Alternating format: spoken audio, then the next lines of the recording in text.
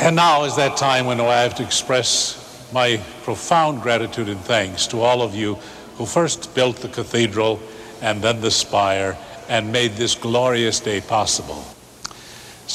But now I want to especially thank the two people that if it were not for these two persons, this cathedral would never, ever have been built.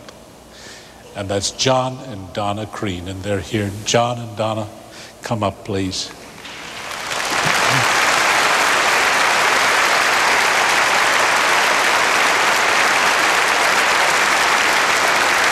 You are the light of the world.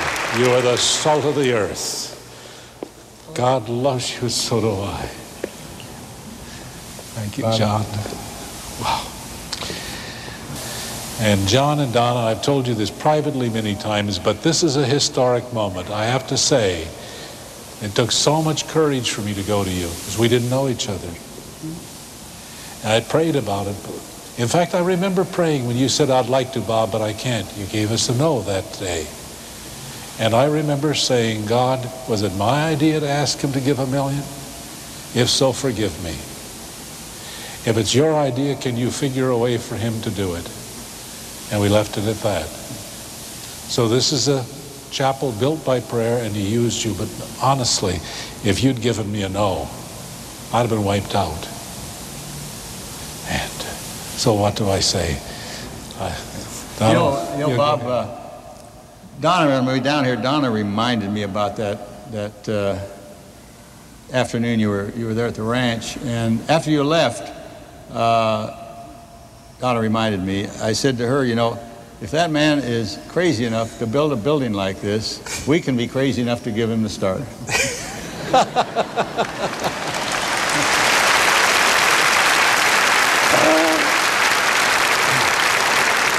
And that was mostly because you were doing God's work and we wanted to give the money for God's work.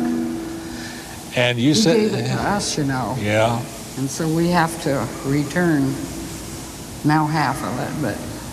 you started out giving 10% of your income. When you started giving 10% of your income, you still were not rich. Is that correct? Oh, not by a long ways. In fact, we were struggling. And but when we started doing that, things started to happen very rapidly for the good. And now you give 50% of your income.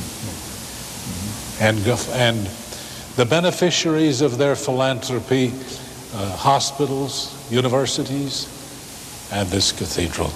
And when I came to you not long ago and said, we need another major gift, I don't think I need to name the sum, for the tower, and you came through. Have no way of thanking you.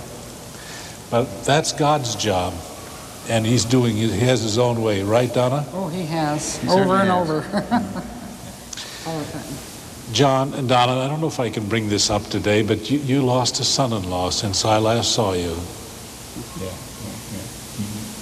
He drove in the Indianapolis 500 a couple of times. Five times. 5 times. And then the crash happened. Yeah.